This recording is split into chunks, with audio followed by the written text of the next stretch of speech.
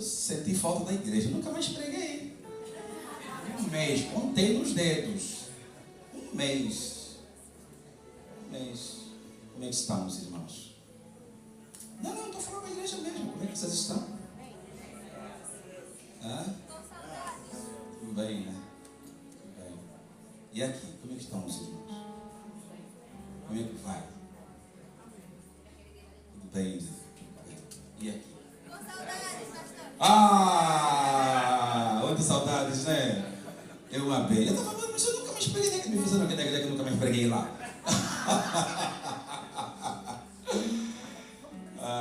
Foram, é verdade. Foram bem servidos, de fato. Eu precisava de um tempozinho também para renovar as forças. Estamos de volta. Vai tudo bem? Então vamos à palavra. Vamos à palavra. Hoje eu vim consolar. É assim, o indivíduo desaparece, quando volta, vem consolar, né? Vamos consolar. Como é que estão as coisas lá em casa? Bem. Eu vi uma cara de lutadores aí. Vamos lutar aqui. Só o fato de estar longe de casa já é uma batalha. A batalha da saudade, né? A gente sabe como é que é ficar longe dos familiares, né? É uma luta. Quem tem saudade dos familiares aqui? Meu Deus. Se desse para fretar um avião, fala, vamos só uma semana depois voltam, seria uma bênção, né? Ai. Meu Deus do céu. Muito bem, mas olha, a vida é assim mesmo, né? Se você olhar para as escrituras, vai encontrar muita diáspora na Bíblia, né? Gente sai de um lugar para o outro. Uns saem, ficam anos, depois voltam. Outros não voltam nunca mais, não é? Uns ainda vão de férias, outros não têm essa possibilidade. Então a vida ela se faz assim mesmo. Se faz assim. E nessas idas e vindas são parentes que o Senhor promove para a eternidade. Nós não podemos ir lá, estar lá, não é? E a gente sabe como é que funciona. E tenho estado a pensar no Salmos 46. E é sobre isso que eu quero falar ao longo do mês de junho. Quero falar um pouco dos salmos, já que os salmos de consolo para a igreja. Uma fase muito difícil, tem gente muito ansiosa com os documentos. Puxa vida, pastor, fui lá, mas rejeitaram os documentos, mandaram voltar outra vez. Sabe o que é que você acorda cedo, vai lá com tudo, a pensar que está certo, chega lá, não está correto, tem que voltar, tem que fugir. Mas não desistam até ver o documento na mão. Acorda cedo, vai lá, te mandar ir lá, vai lá outra vez, mas não desista. Uma hora o documento vai chegar. Nós também estamos a orar aqui e Deus já deu prova de que nos ama. Já comecei a receber mensagem: pastor, meu cartão. Deus ouviu. Se Deus ouviu de um, pode ouvir de muito mais. Então vamos confiar no Senhor. Certamente a bênção chegará. Já está? Nossas Bíblias, livro dos Salmos 46.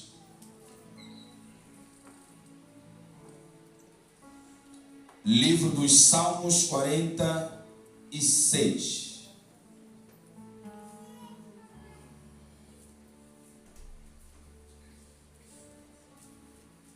O verso 1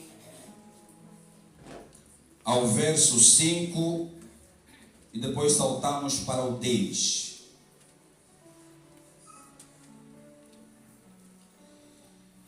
Diz assim a palavra do Senhor: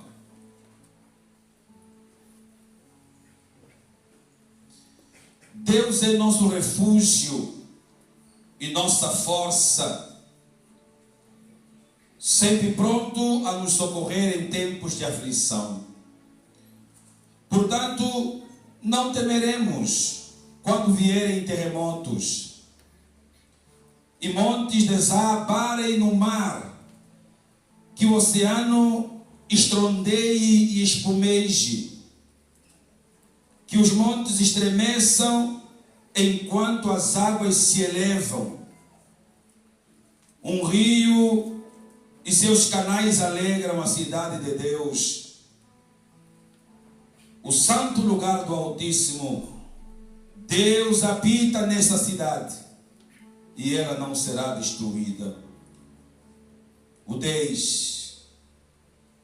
Aquietem-se e saibam que eu sou Deus. Serei honrado entre todas as nações. Serei honrado no mundo inteiro. Oremos ao Senhor. Pai, obrigado, tem chegado a hora da tua palavra.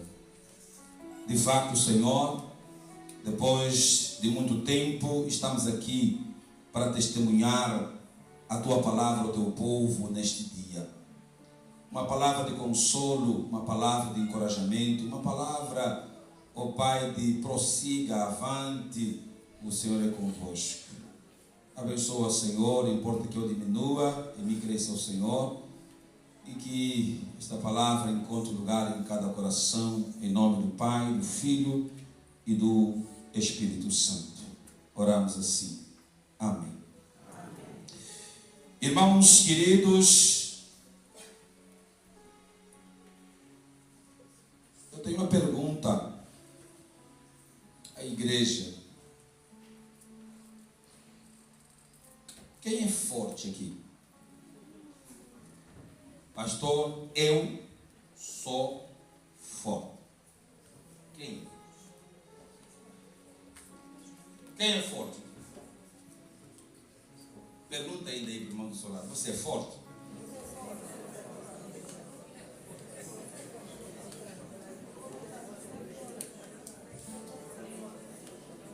Segunda pergunta. O que você faz quando não sabe o que fazer?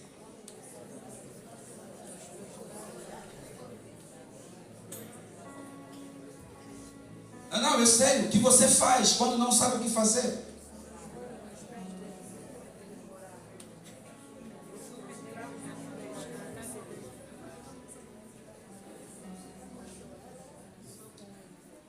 Charles Swindoll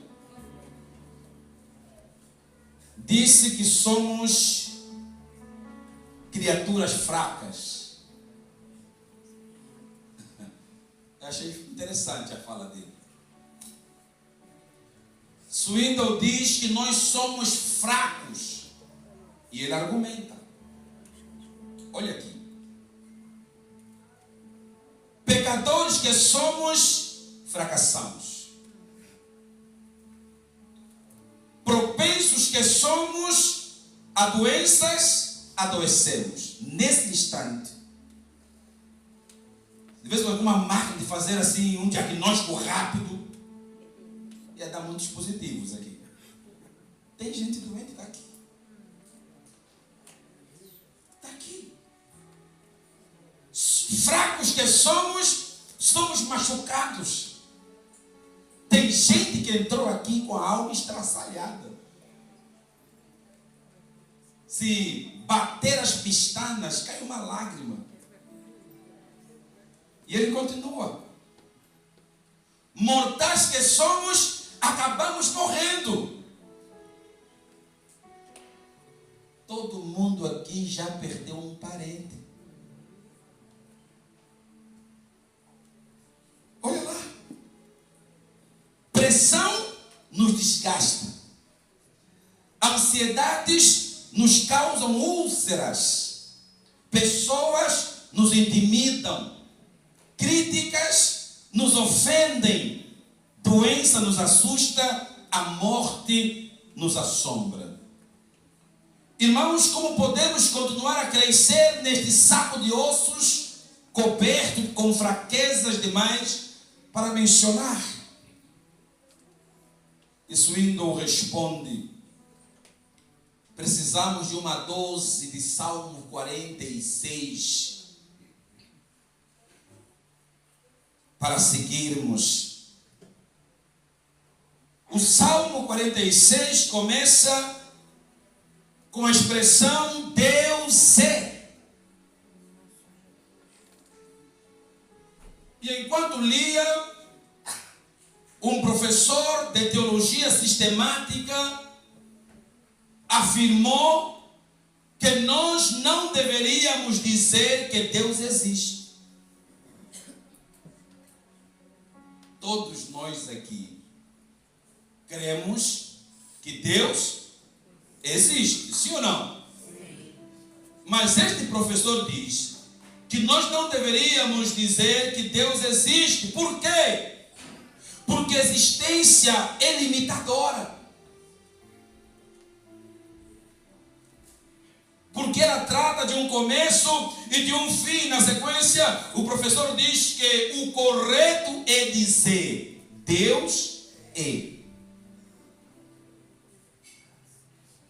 É expressa confirmação. Então, existir não serve para Deus, porque existência fala de durabilidade, subsistência, permanência, continuidade, resistência, e nenhuma dessas características serve para Deus. Por que então Deus não dura? Olha que interessante. Deus não dura. Olha aqui. Porque o que dura, dura hoje e amanhã termina. Deus não subsiste, porque o que subsiste nasce e morre. Deus não permanece, porque nunca deixou de estar. E ele continua. Deus não continua, porque ele não conhece o ontem nem o amanhã, apenas um tempo contínuo. Deus não resiste, porque não há quem o resista, porque ele é autossuficiente. Então, quando o salmista diz que Deus é, ele fala de realidade. Deus é real. Os ícones da história, eles nascem e eles morrem, mas Deus é. É maravilhoso dizer que Deus é nosso. E no contexto do Salmos 46, irmãos amados, Deus concede livramento a Jerusalém quando os assírios estavam cercando a cidade, sob liderança do rei Ezequias. Aqui, irmãos, nesta altura, o rei inimigo era Senaqueribe, que havia cercado Judá.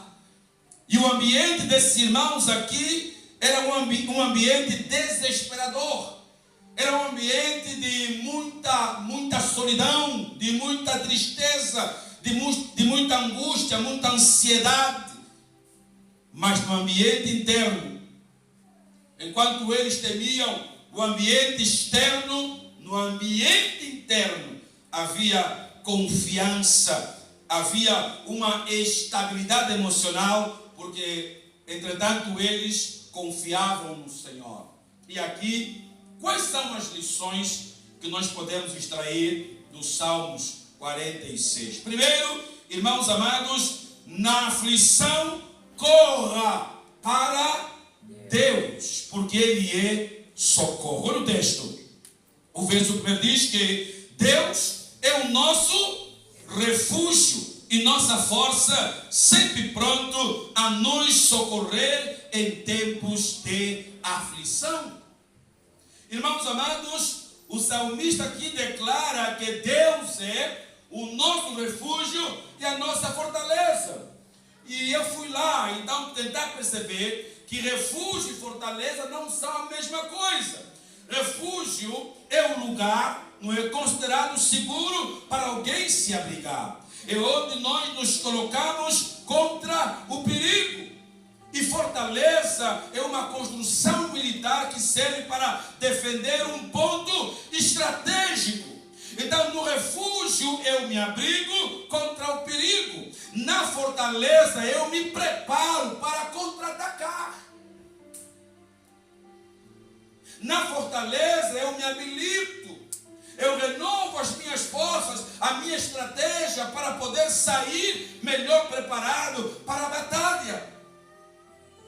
Então o salmista está a dizer que em Deus nós encontramos abrigo na hora da aflição, ao passo que nele também encontramos a força que nos habilita a retornar para a batalha melhor para enfrentar os desafios. E aqui, irmãos amados, as aflições da vida são instrumentos nas mãos de Deus, não para nos matar, não para achatar a nossa fé, mas para nos maturizar, mas para nos amadurecer. Quando eu saio de uma batalha, eu saio mais experiente. Quando eu saio de uma luta, eu saio mais fortalecido. Quando eu venço uma batalha, eu saio melhor do que entrei. Por quê, pastor? Fica a experiência. Fica a experiência. Tem gente aí que faz um culto em torno das suas tribulações, um culto de autocomiseração, mas quando nós enfrentamos uma luta e vencemos, mesmo quando não acontece como nós esperávamos, nós saímos mais experientes. Amém. É sobre isso aqui. Veja lá. Então, irmãos, Deus é o nosso castelo forte, onde podemos nos esconder na hora da aflição. Deus é refúgio para o seu povo. E eu coloquei aqui algo que eu achei interessante. Nós podemos nos abrigar em Deus. Meus irmãos, eu quando perguntei aqui se estava tudo bem com você, não era porque eu queria brincar, era para saber, porque todos os dias alguma coisa, uma dor, é uma angústia, uma notícia ruim, é um desespero. Então essas coisas geralmente nos roubam a paz. E eu encontrei aqui o Salmo 91. Os irmãos conhecem de cor esse salmo. Só o primeiro verso. O que diz? Aquele que habita no esconderijo do Altíssimo, à sombra do Onipotente, descansará. Agora, ou seja, só se beneficia da sombra do Onipotente aqueles que estão debaixo de suas asas. Deus sempre socorre os seus filhos em tempos de aflição. Agora eu fui pesquisar algo que vai espantar os irmãos. Eu não sei se você tem noção do texto que você leu agora. Diz que aquele que habita no esconderijo do Altíssimo, a sombra do Onipotente descansar. Olha o que eu encontrei aqui. Segundo a Organização Mundial de Saúde, existe no mundo hoje aproximadamente 8.743 tipos de doenças. Quanto? 8.743 tipos de doenças catalogadas. Aqui para mim, não tira os olhos de mim não, presta atenção. Segundo a Organização Mundial de Saúde, irmãos amados, 55 milhões de pessoas morrem no mundo por causa de doenças. Onde é que você está nesse momento? Onde é que você está agora? 55 milhões de pessoas morrem por causa de doença. Pergunta aí, onde é que você está nesse momento?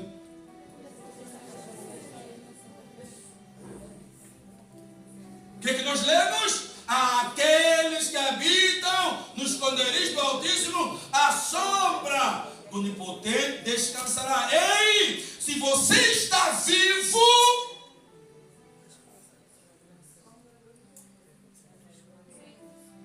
é só pela graça. Não é a força do seu braço. Não é porque você é inteligente, que você é bonito, ou bonita, ou cheira bem. Não. É graça.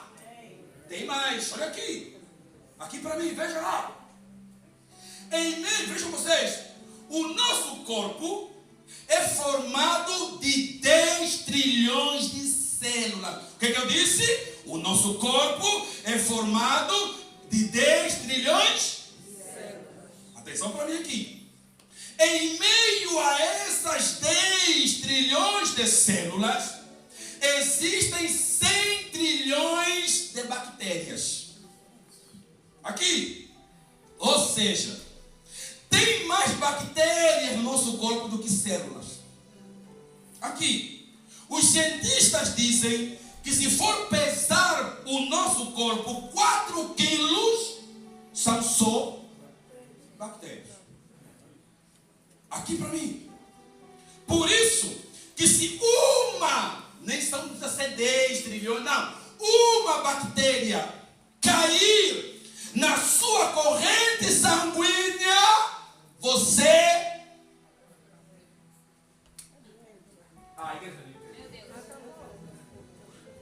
Você morre.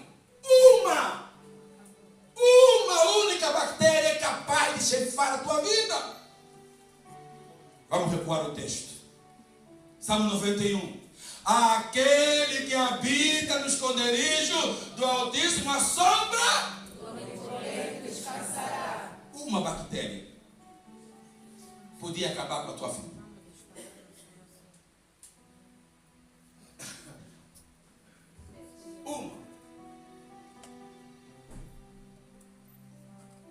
Os salmos que lemos, no 46. Está ali à frente. Deus é o nosso refúgio. Está aqui, vejam vocês. Vejam. Está aqui. Nós estamos sob a proteção de Deus. Se Deus é o nosso refúgio, então por que a ansiedade nos consome? Uma bactéria podia te matar. Você está aqui vivendo da Silva e fica lamentando o tempo inteiro. Se Deus é nosso refúgio, por que tanta ansiedade? Tanta preocupação? Se Deus é refúgio, às vezes, o que nós percebemos, muitas vezes, parece que a gente é falso na nossa adoração. Deus é o nosso refúgio e fortaleza, socorro, bem presente na angústia. A primeira luta já está.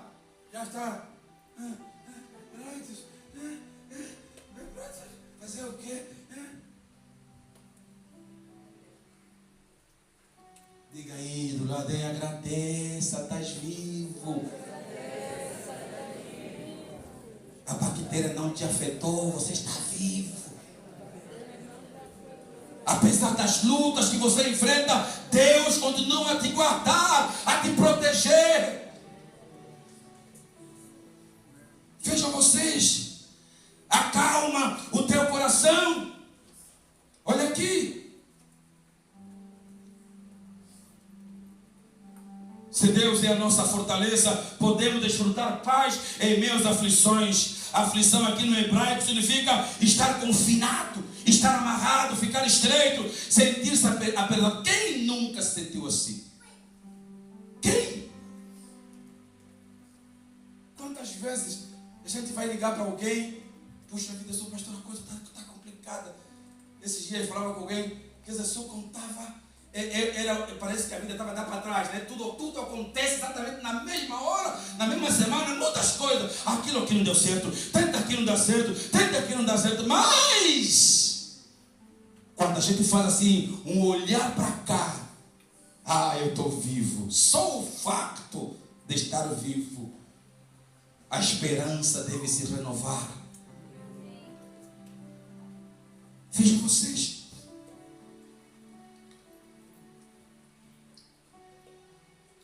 Vejam os irmãos. Então Deus é socorro bem presente na angústia, na aflição. Aqui, Deus é presente na angústia, dá a ideia de uma presença contínua. O mais interessante aqui é que a palavra socorro pode ser traduzida por auxílio. É a mesma palavra lá no Gênesis 2:18, quando Deus diz: far-lhe-ei uma auxiliadora idônea. A palavra é a mesma. Então, quando Deus cria Eva para Adão, Ele cria para que Adão tivesse uma companheira sempre. Até porque, quando Deus cria Adão e Eva, a morte não estava ainda contemplada. A morte veio depois. Então Deus cria Eva. A ideia da auxiliadora é aquela presença que estaria com ele sempre. É a mesma palavra para socorro aqui no Salmos 46. O que é isso, pastor? Deus não sai do nosso seio. Ele não sai da nossa presença. Ah, pastor, tem dias que eu não sinto Deus, é verdade, mas Ele está lá. Tem dias que eu oro e parece que não dá em nada, mas Ele está lá. Tem dias que eu jejuo, mas tenho a impressão que nada acontece, mas Ele está lá. Por quê? Ele é presença contínua. Ele não arreda o pé, Ele não sai. Se alguém tiver que sair, é a tua angústia, a tua dor, a tua má percepção das coisas, a tua preocupação, e manter no eterno a tua confiança.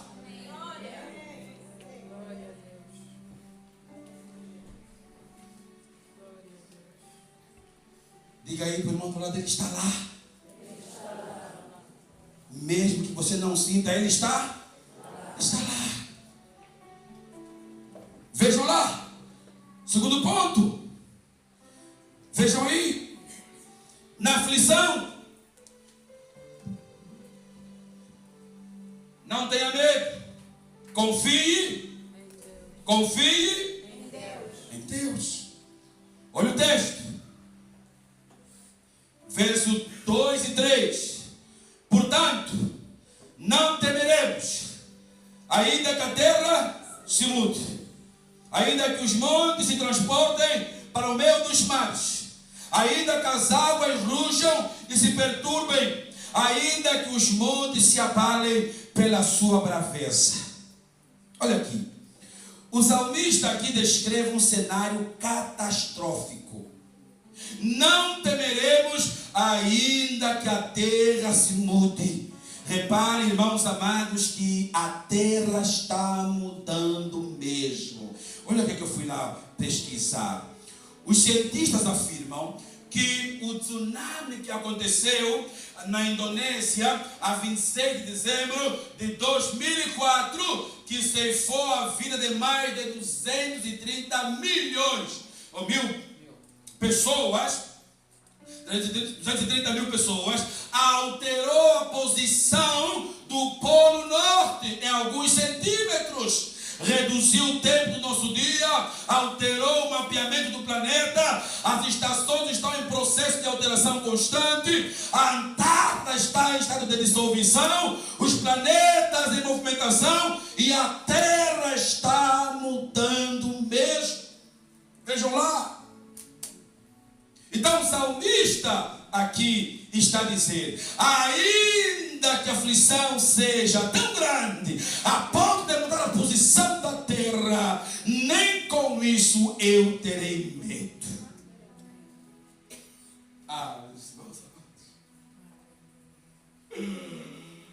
Nem com isso eu terei medo. É maravilhoso perceber aqui o nível de confiança que o salmista tem em Deus. A vida cristã não é só bonança. Quem te disse que vai passar por essa terra sem dor te mentiu. Aquele evangelho adocicado, açucarado, de que vinde a mim, a tua vida será uma bagatela, mentiu. O evangelho falso, o evangelho que nós cremos, é aquele que Jesus falou: no mundo tereis aflições.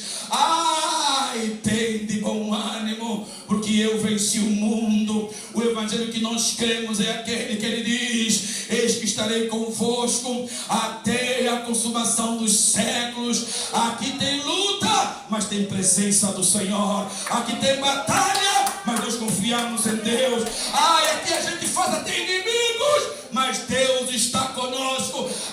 Tanta gente quer nos matar, mas Deus está conosco. Os demônios têm inveja de nós, querem nos acabar, mas Deus é o nosso protetor. Há lutas, mas Deus é o nosso socorro. Ele é socorro, irmãos amados. Vejam, o salmista está falando aqui de uma catástrofe natural e não terei medo. Vida cristã não é só bonança. Cristão também enfrenta lutas.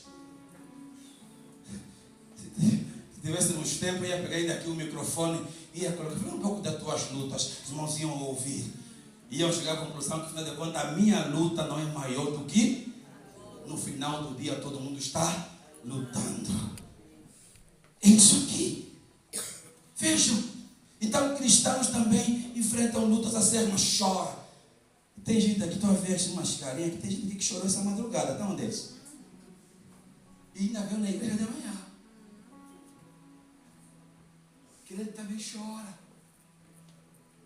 Hã? Quem tem multibanco aí? Aquele dia que você fala assim, talvez hoje o Senhor revelou um irmão, meu irmão, e a minha conta está abastecida.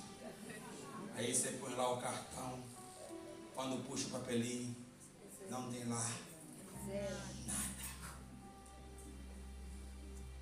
E a sua fé deve ser a mesma. Tem dias, cadê as mães? Quem cresceu aqui na casa das mães aqui sabe?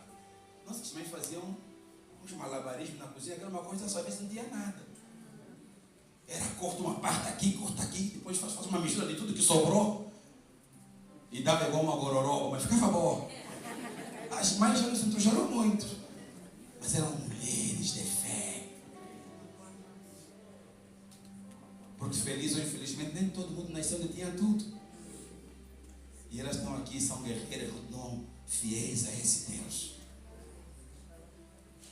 Os jovens aí que vão às faculdades, tem aqueles dias que você elimina todas as cadeiras, mas tem aquela cadeira que você fala, essa já está aprovada. Quando você vê a pauta, pum, reprovou.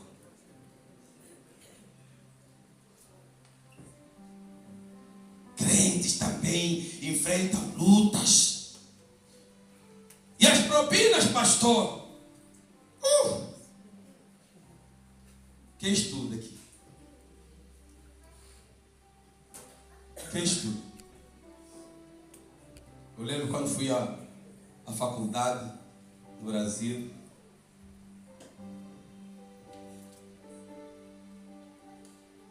Uma igreja pagava meus estudos lá no Brasil. De repente, a igreja disse, olha, missionário, sentimos muito, mas não vamos mais pagar a sua escola. Eu estava no segundo, aí para o terceiro ano. Fiquei um dia sem pagar propina. Fui falar com o meu diretor, o coreano. E ele disse, vamos orar 16 dias. 16 dias, foram dias difíceis. E vamos ver o que Deus faz. Ainda faltavam aí 1 ano e meio para acabar a escola. Foram 16 dias de oração e jejum. Quando terminávamos o período de oração, ele me mandou subir no gabinete dele. Disse, vem para cá, tenho notícias para te dar. Há uma família de coreanos lá na Coreia do Sul. Ouviram a tua história e decidiram pagar os anos que faltam aqui na faculdade. Não sei quem são, até os nomes são difíceis de pronunciar, não os conheço, mas eles pagaram. Por quê, pastor? Porque no dia da aflição, não tenha medo, confie em Deus. Eu sei que há aqueles dias que nós parece que perdemos a fé. Pastor, são muitas tentativas. Pastor, já tentei, já fiz. Ei, todas as vezes que você tentou foi a tua vez. Agora tenta a vez do Senhor.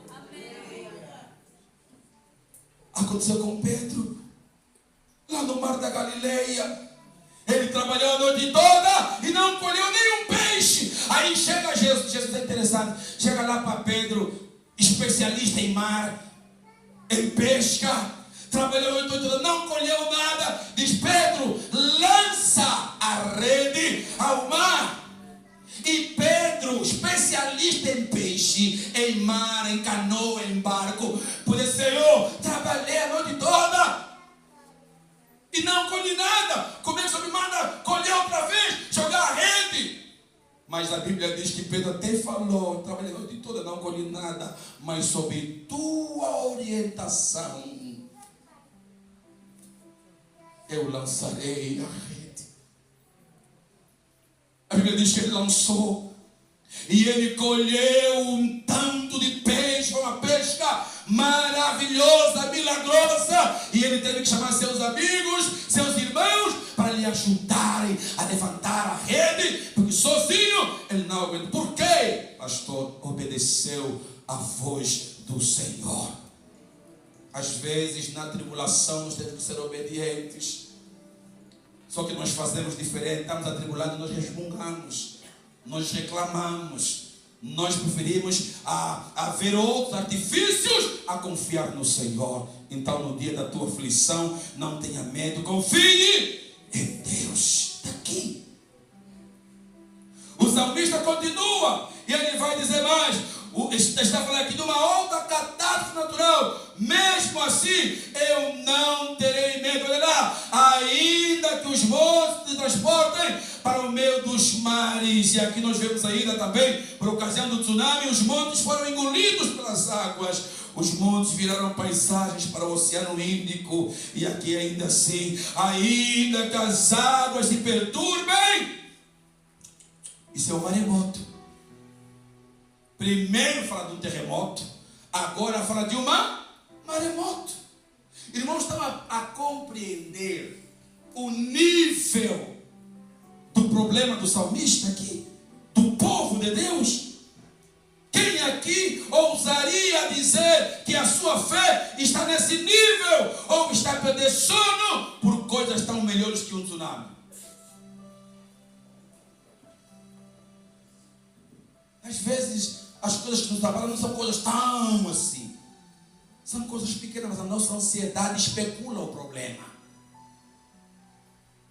A nossa ansiedade transforma o problema em algo muito maior do que nós podemos suportar. Mesmo assim, não terei medo. Quero terminar em último lugar. No dia da aflição, tenha paz em Deus, porque Ele está presente. Verso 5, 4 e 5, olha o texto.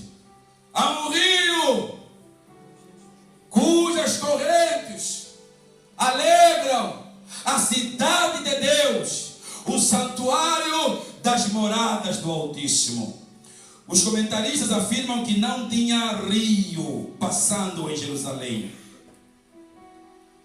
como em outras cidades da época.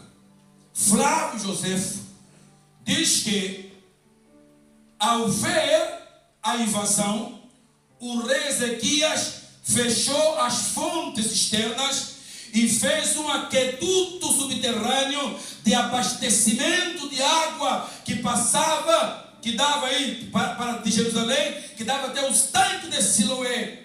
Então o salmista diz que, ainda que eles pensem que nos fecharam as fontes lá fora, o que eles não sabem é que há um canal que passa por baixo da cidade e a água chega até nós. Meus irmãos amados, isso é tremendo, porque Deus está no meio da cidade abastecendo. Enquanto o inimigo está pensando que eles estão a morrer de fome, a morrer de sede, há uma água que passa por baixo e abastecia as casas. Isso chama-se providência.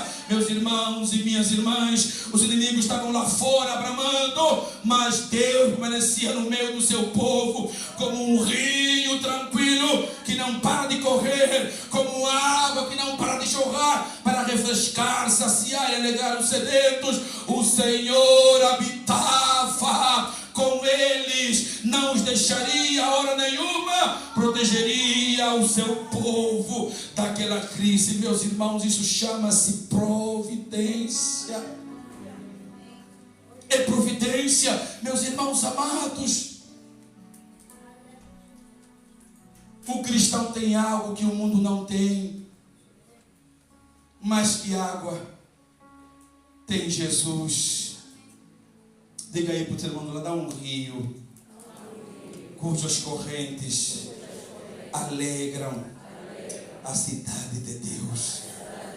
Já viu que há pessoas que nos perguntam: por que tem sempre um sorriso no rosto? Está sempre alegre, sempre animado. Irmãos, nós temos o hábito de falar dos outros em função do sorriso, da forma como eles se apresentam a nós. Para ouvir as histórias de cada um dos irmãos aqui. Ah, meus irmãos amados, tem gente passando situações tremendas aqui. Aí você não lhe vê a resmungar, não lhe vê a lutar com os outros, não lhe vê a descontar nos outros. Por quê? Há um rio cujas correntes alegram a cidade de Deus. Nós estamos diante de uma poesia hebraica, e a palavra rio que passa pela cidade aqui dá a ideia da graça de Deus sustentando, mantendo o seu povo. Por isso Jesus falou que nós somos um povo de pouca fé. Há uma promessa. Cristão não anda desamparado. Às vezes a nossa precipitação é que nos faz chorar. Às vezes a nossa precipitação é que nos arranca a tristeza. Às vezes a nossa falta de fé é que nos faz desesperar. Por quê, pastor? Não devemos desesperar, porque há um rio que passa por nós e traz alegria, traz paz. A Bíblia diz que o temor do Senhor é o princípio da sabedoria. Nós precisamos ter sabedoria, precisamos ter alegria, precisamos ter fé e confiança no eterno. Por quê? Ele está presente. Ele está presente. Olha vocês, irmãos, presente. Há um rio. Então busque a paz. Rio aqui fala de quê? De sossego, de paz, tranquilidade. O que está a te preocupar agora?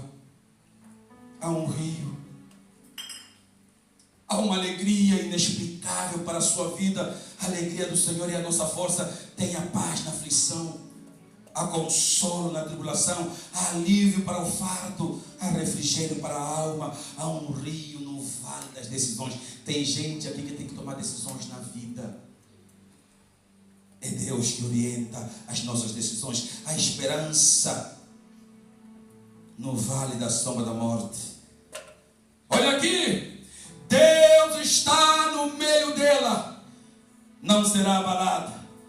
O salmista lá atrás diz: ainda que a terra se mude, ainda que o mundo se transporte para o meio dos mares, e ainda que as águas rujam e se perturbem. Aqui na concepção hebraica, os oceanos representavam mistérios insondáveis e traziam um cenário de morte. A morte se iranda, meus irmãos amados, mas Deus está conosco. Precisamos desta convicção do salmista, porque na hora da aflição os nossos pés perdem o chão, ficamos inseguros, perdemos a esperança da vida. Quem não se abala diante dessas situações? Más notícias levam embora a nossa paz. Exames ou resultados de exames médicos levam embora a nossa alegria. Tem gente aqui que não vai fazer consulta porque tem medo dos resultados. Tem medo. E aqui está. Então, meus irmãos amados, quero concluir. Olha o texto. Deus ajudará ao romper da manhã. Isaías 37, 36 diz: então saiu o anjo do Senhor e feriu no arraial dos assírios a 185 mil deles. E quando levantaram pela manhã cedo, eis que todos eram corpos mortos. Lá vai, Salmo 121:4 nos informa: eis que não tosquenejará aquele que guarda Israel, não tosquenejará, nem dormirá aquele que guarda Israel. Irmãos, o que é tosquenejar? Cochilar. Deus está dizendo para você e para mim nesta manhã: ei, eu não durmo. E quando o texto diz que Deus não tosqueneja, está a dizer: Deus não possui pálpebras. O que é pálpebras, irmãos amados? O que é pálpebras? Tem irmãos aqui que já estão a dormir, pálpebras ele já fechou. Mas Deus não tem pálpebras. Se Ele não tem pálpebras, nem que Deus quisesse, Ele não possui atribuição para fechar os olhos. Os olhos de Deus estão abertos. É claro que isso não é uma obrigação, é uma volição. Deus quer isso, ou seja, Deus está de olho em nós. Por isso, durma tranquilo, viaja em paz, vai lá levar os documentos em paz, porque enquanto você dorme, Deus trabalha em favor do seu povo. Ele trabalha. Vejam vocês, irmãos. E o último verso, verso 10, diz: aquietai-vos e sabei que eu sou Deus. Serei exaltado entre as nações, serei exaltado sobre a terra. Aqui a palavra aquietai-vos no texto hebraico é literalmente: tire as mãos daí agora. A palavra aquietai-vos no hebraico é: tire as mãos daí agora. Enquanto eu meditava sobre esse último trecho, me veio algo à cabeça. Deus sabe que você é especialista em pôr a mão onde não deve.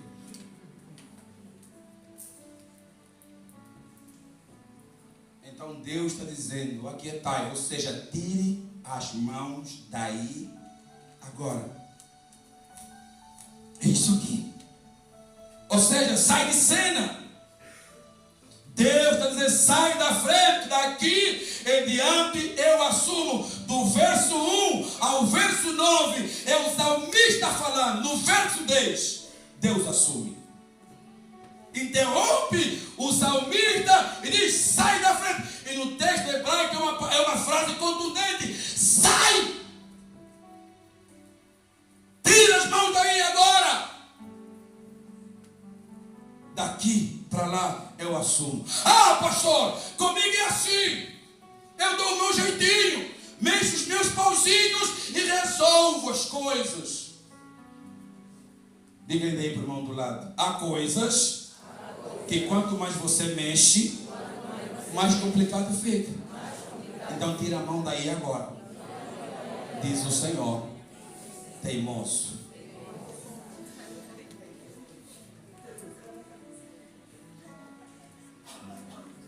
Tira as mãos. Por quê, pastor? Porque Deus está no comando. E aqui sim, deixa Deus agir. Pare de desespero. Sai da frente e Deus agirá. Aquieta-te. Aquieta-te. E saiba que tem lutas que quanto mais você mexe, mais complicada fica. Por isso, fique quieto. Diga aí: fique quieto. Espere em Deus. Ela ainda vai te surpreender. Amém? Esta é a mensagem que dele ouvimos e vos anunciamos. Amém.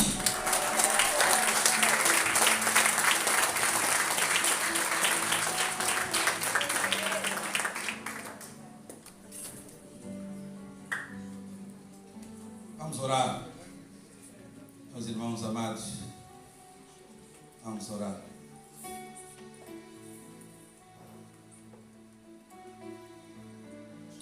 Quem está a lutar aí de pé, por favor? Quem está a lutar aí? Pastor, essa palavra é para mim. Estava mesmo a precisar desta palavra consoladora. Se coloque de pé. Pai, em nome de Jesus e pelo Espírito Santo, eu não conheço o nível da aflição dos meus irmãos, mas o Senhor conhece. E em nome de Jesus eu venho tão somente interceder por cada um e cada uma, a pedir que o Senhor dê paz aos seus corações. Fortaleça, Senhor, a vida de cada um e permita que o Teu nome seja exaltado através da vida da igreja. Os enfermos sejam curados. Os que estão atrás da documentação possam vir testemunhar que Deus é bom em todos os tempos. O documento saiu. Os que precisam de emprego, abra portas. Os que têm que pagar propina, Senhor, lembre-se dele, dê condições, ó Deus, aos pais, aos patrocinadores, e permita que consigam honrar e ver seus filhos formados e acabar essa angústia, em nome de Jesus. Filhos desviados, restaura e traga de volta. Filhos intransigentes, rebeldes, transforma, ó Deus, em nome de Jesus. Casamentos desavindos, restaura a alegria em cada casamento. Famílias desintegradas, reunifique cada família. Abençoe grande e continuamente a nossa missão Samaria. Ah, Senhor, a nossa igreja é uma bênção, não só porque nós vivemos essa bênção, mas porque o mundo lá fora pode testemunhar que aqueles de facto são uma verdadeira família. Obrigado por essa certeza. Obrigado pelo Salmos 46, que veio hoje nos consolar. Obrigado porque das 100 trilhões de bactérias até hoje, Senhor, graças ao Senhor, nenhuma delas nos atingiu. Oh Deus, obrigado por nos manter vivos, mesmo sem saber o quanto o Senhor tem nos protegido. Obrigado, Senhor. Permaneça conosco, por nós e para nós, e nos ensina sempre a te adorar, apesar das dificuldades, das tribulações, em nome do Pai, do Filho e do Espírito Santo. Amém. A igreja pode se assentar.